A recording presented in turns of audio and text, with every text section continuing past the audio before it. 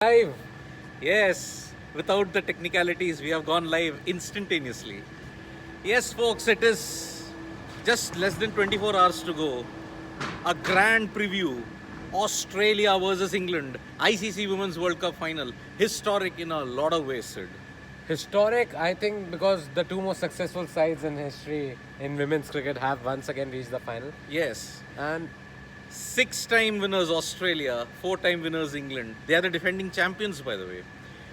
And the only other team that has won the ICC Women's World Cup but have not reached the knockouts this time is New Zealand. So it's again the clash of the titans.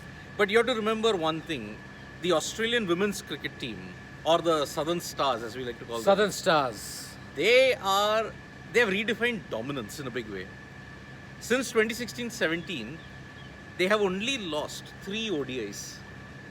And they had established a winning streak which was much better than Ricky Ponting's Australia cricket team. 26. But who broke that streak? India, the streak killers of Australia since time immemorial. And who did it for India? Harmanpreet Kaur. Harmanpreet with that Kaur. 170 that she made against Australia. No, recently in that match series against Australia, they had gone to Mackay.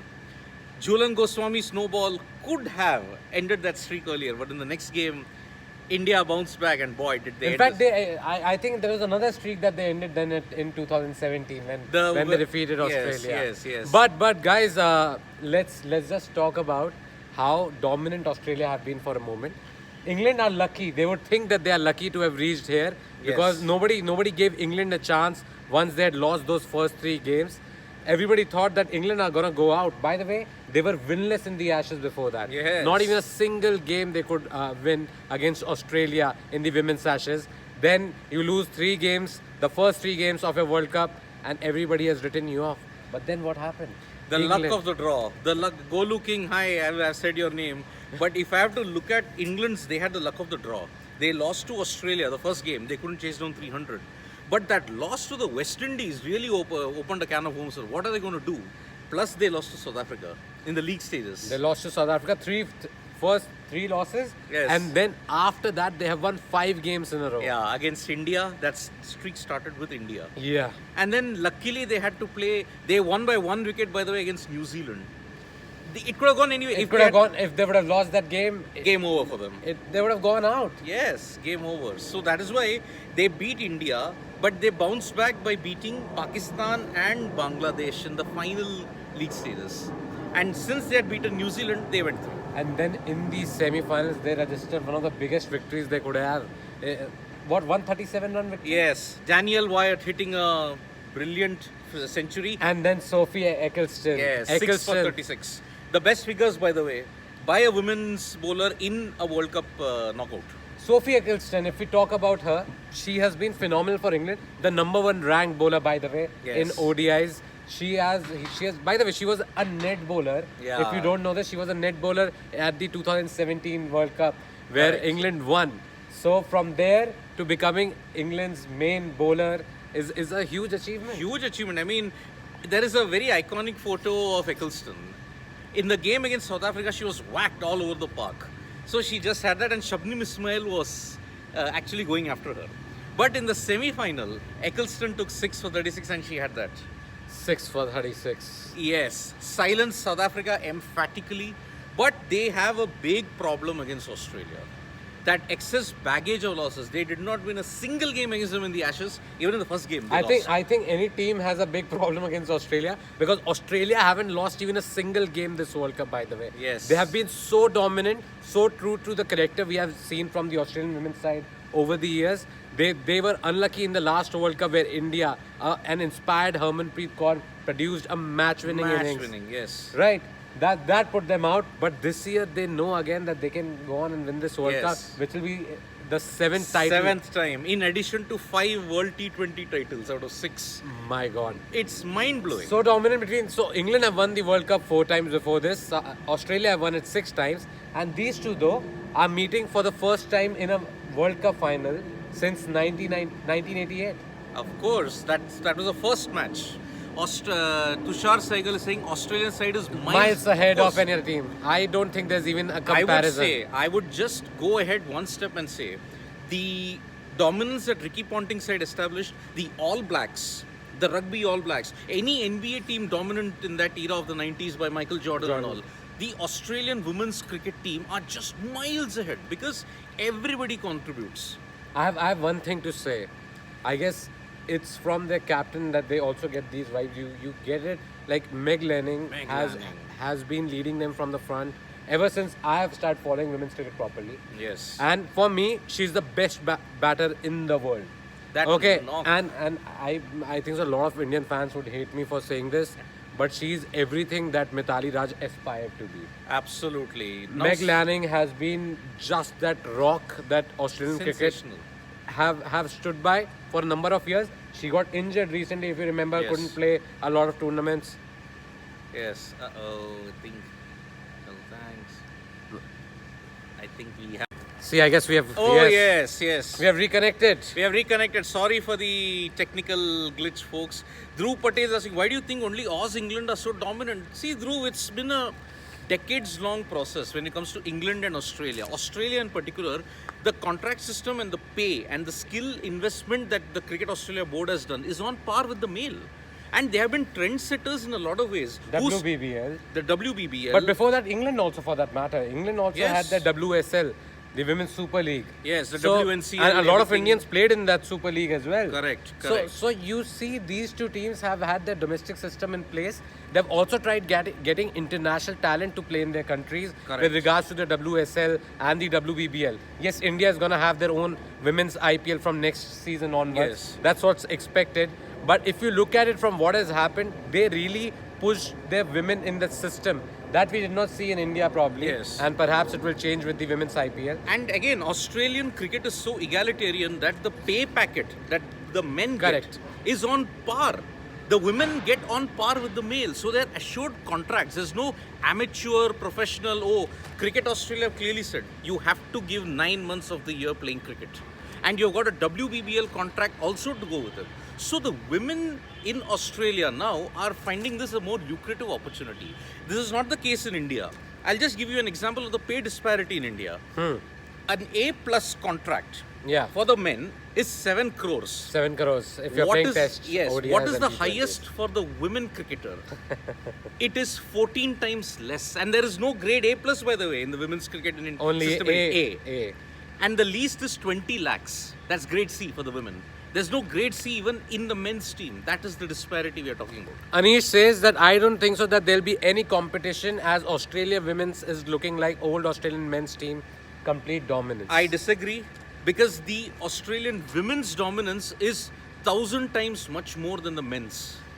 Because look at it, only 3 ODI losses. Not 1,000, but definitely much more. If you look at Meg Lanning's record also, I was just checking it out yesterday. As the captain of the Australian women's team, she has won 8 to 9 games for every single loss. So that's the kind of ratio you'd be looking at, the most successful teams in history, and that's what Meg Lanning has given to this Australian side, and that's why I rate her highly. For me, she's the best captain in the world, she's the best batter in the world, and for that matter, as I said a little while back, she's everything Mithali Raj aspired to be. Yes, Chaitanya Gupta is saying, but you also have to keep in mind that a disparity has also to do with viewership. No, Chaitanya, I totally disagree. A market has to be built. A market has to be built. For example, I'll give you, you see these Grand Slams that happen, right? There was a disparity between the men's and women's pay. Like whoever was winning the men's title would be paid far more than what the women's used to get. But that has changed now. The Grand Slams, at least most of them, have now made it equivalent pay. So whatever the men's champion is getting, equal the same amount to what the women's champion would be getting. Exactly. So that is the kind of the way you do it. That's not what happened with the viewership or whatever. Even though men's tennis viewership will be higher even now than women's tennis. But still, they have decided that the pay has to be equal, irrespective of all And it that. is the time of social media, and we are in the 21st century. All these things about viewership, and because there are now multiple platforms where you can showcase talent in every, and you've got very marketable names like Smriti Mandana, Shafali Verma, Jemima Rodriguez, Also, Yastika Bhatia. You have to understand the new crop of Indian players that are coming up, they are tailor-made for the new game. It's not like they are living in their old past. As I keep pointing out, that maybe Jhulan Goswami, Mithali Raj are from that old era where strike rates of 60, 70 used to work. Not anymore. So Exactly. that's changed because of the way women's cricket has also grown. So every game goes through this transition that has come with women's cricket also now. And you see what has happened. People like Shefali Verma have come out and have shown glimpses of what like somebody like Virendra Sehwag did for men's Exactly. cricket. Like you see a batter at the who's opening the innings for you and smashing sixes, fours, and it puts sort of it frightens the bowlers. Exactly. Shefali Verma is a very, you may say, a breakthrough superstar from the ranks. You have to look at a story. She came through from the backwaters of Haryana, where women generally are not considered to move up in the sporting calendar. But Haryana's sporting success has also reflected in the cricketing culture also, which Shefali Verma is a prime example. And you have to give credit. Over a generation, women's cricket has evolved in India, but it has been slow. It's been right slow. from Shanta Rangaswamy's time to Shrirupa Bose, and Anjum then Chopra. Anjum Chopra, Neetu David, And then Mithali Raj, Mithali, Jhulan. Jhulan. But Mithali and Jhulan put India on the map. In India, the contract system for the women came only around 2016 when Anurag very Thakur late. was at the helm. Very late. So Anurag Thakur should be credited for that, but now all those benefits should be translated. Now the women's IPL is just that first step, but we still have a long way to go because Long way remember, to go. we are playing catch up to Australia and England in particular. Australia in particular. Simmer says, keep it up, guys. You are doing a great job. Thank you Thank so you much. so much, Simmer. Ashish also says, love from Dubai. Thank you, Ashish. And Anish says that we also don't view Indian women matches except the World Cup. That is a problem, Anish, that we Indian fans will have to rectify. Now the India... It's on us. It's on It's us. on us that we Yes. don't follow them if you are talking about that. Follow BCCI Women, follow the BCCI website for the local, regional, domestic women's matches which they live stream. Like for example, the Indian series, India series against New Zealand was broadcast on OTT platform. Yes. So you could have watched it live. It's the time of OTT. You cannot have an excuse now, oh, but we don't have Amazon Prime. It's less than your cable TV subscription. So you can watch it. And nowadays, remember, women's cricket and every other cricket will now be telecast on OTT also. So the onus is on us, priority is upon us. It's about time we make it on par with the men. Yes, we cheer the men, but we cannot cheer the women only for the World Cups. It has to be every series. Yeah, that's what I think. So that will also change with the women's IPL coming in, and also how much fantasy cricket also plays a huge role, I believe, in sort of pushing these barriers up. Like if you Exactly. look at how the women's cricket now, people follow it also because a lot of you guys are making teams for the women's game. Isn't that correct? So a lot of you are doing that, and I think so that has helped the push that women's cricket needed, and I think so it's going to keep improving. But yes, when it comes to the equitable pay that what the men are getting, we should get something similar with women. That Yes. will happen in time, if I'm not wrong. And unfortunately, the pandemic didn't help. When they had reached the final of the World T20 in 2020, popularity was at its peak. I mean, 86,000 at the MCG. Can you believe it? What a final that was. Although India lost, but it was a historic step. But the India pandemic... lost badly. Yeah, but the pandemic totally destroyed Indian women's cricket because they didn't play a single match game. for a year. The other teams played, but India didn't play a single game for a year. That hurt them. But coming back to this game, if we have to look at Australia versus England, Australia again. Australia, I would think have- other favorites, there's no doubt about it that Australia start as favorites. It has to do with what they've done in the past, what they've done at this World Cup. Like nobody has been able to beat them, but they'll miss one person if she is not fit enough to play tomorrow, and that's Ellis Perry. Oh, yes. Even if she plays, she will only bat, is what we are Yes. hearing. She will not bowl at all because it's the injury that's sort of But- made it very difficult Yeah. for her to even play. She was not part of the semi-final lineup, and let's see whether she But makes it again, tomorrow or Ellis not. Perry and Payne, you have to understand, folks, that Ellis Perry is the epitome of Australianism. What is that Australianism? Never give up even though your body is hurting. In the 2013 final against the West Indies at Brabon, Ellis Perry had a broken ankle, almost a fractured ankle. But she went through the pain, bowled 10 overs, got 3 wickets for 19 and gave Australia that win. That is Australianism. And Ellis Perry, even if she has a back spasm, but if it's England and the World Cup, I'm sure she'll overcome the pain and she might play. But if it's as a batter, great. As a bowler, doubly great. And the question was, who do you think is the most dangerous bowler in the Australian women lineup? Well, there's Megan Schutt. Megan Schutt is Jess there. Johnson? Jess Johnson, even though she hasn't taken a lot of wickets, but Megan Schutt, I believe, is a formidable pacer. Yeah, and there's Darcy Brown.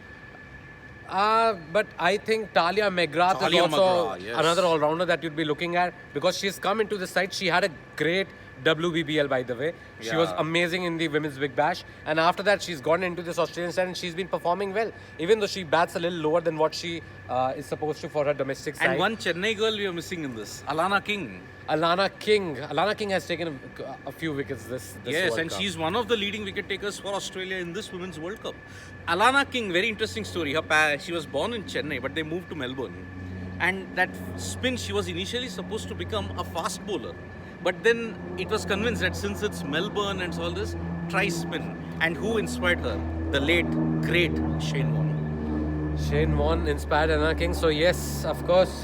We also have to talk about Australian batting. I think Rachel Haynes has been somebody who's been performing really well. Meg Lanning. Meg Lanning is there. Meg Lanning though is one of my favorite cricketers ever And because just because like of what a she brings to jigsaw the table. puzzle falling into place. Beth Even Mooney- Alyssa Healy. Alyssa Healy scored 100 100. recently, and she got back to form only recently because she was not scoring that many runs before that. So Alyssa Healy is a big choice. So if you guys are making a fantasy team, Yes. you could look at such players. But and also Beth Mooney. The glue that holds this Australian team together, whether it be aggression or whether it be brilliance, it's Beth Mooney. In every ICC final that we have seen for the last 3 years, Beth Mooney has had a massive impact. She took a brilliant catch recently. if you Rashada saw it. Williams, yes. What a catch. Megan Schutt bowled a short ball, Rashada Williams pulled, but Beth Mooney flying to her right. And she's a keeper, by the way. in Yes, she's a domestic keeper. cricket. But what a outfield catch that she took. Brilliant. And that is why So in all, let's sum it up. Australia versus England. Who's winning? Australia, because they have covered all the base. England also are on par. They are just reaching the peak. There's Heather Knight, there is Nat Siver, there is Danielle Wyatt, Sophie Eccleston.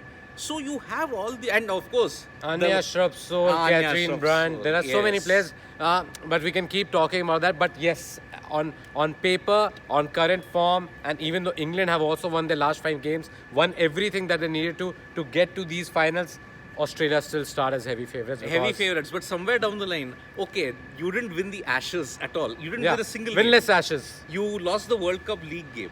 3 How games. much can they suffer? But yes, Australia women's cricket team have always defied that. No, but you have to say it's now just this one game. Yes. Whoever wins, and England could have a great day. Like last time when India played Australia in the semis of the Women's World Cup in 2017, nobody thought India could beat them. But that one innings from Harmanpreet Kaur changed the face of the game, and Australia could never recover from the brute force that she showed and took them out of the game. And similarly, it could happen tomorrow. So a lot would happen on what happens on the day. But yes, given on paper, given on form, And Australia, are favourites. both the men and the women's team, they hardly lose finals. They hardly lose. The men's Yeah. team and the women's team, they bring their alpha game on that particular 7th day. title we are expecting for Australia. And It let's see, guys, And what in happens in tomorrow. that semi-final, if I have to point out, just before we sign off, in that semi-final, Harmanpreet Kaur's 171 was as game-changing for Indian cricket as was the 2001 Eden Gardens Test match. That partnership, it needed something freakish. Quite the analogy, yeah. It needed something Freakish. Dravid Lakshman's 376 was freakish. Harmanpreet's 171 was freakish. Why? It put Indian cricket on the world map and it forced everyone. To take notice. It is beyond Australia and England now. It is also India to be taken very seriously. Yes. So, can England produce something freakish? Maybe Daniel White might do that. Daniel Wyatt, there are players they have that can do it. Heather Knight is there, Nat Skiver is there. Danny Wyatt already showed in the semi-finals what she can do. And Wyatt is Virat Kohli's greatest fan. So she has to channel that Virat Kohli in her. Did in the semis. Let's see what Yes. happens in the final. Thank you for watching, guys. Thank you so much, guys. I hope you like this video. We just thought we'll do a preview for the Women's World Cup because it's a big game tomorrow. Yes. And I might not be there tomorrow, but I'm sure this guy will bring course. you all the details of what has happened, what will happen, and Yep. everything that you need to know. For Like, that game. comment, share, and subscribe, folks. And we'll be back for the IPL mid-innings in some time. We actually haven't followed what's happening in the IPL game, so let's We will do that, let's right. get to it. Thank you for Absolutely. watching. Bye bye and take care. Bye.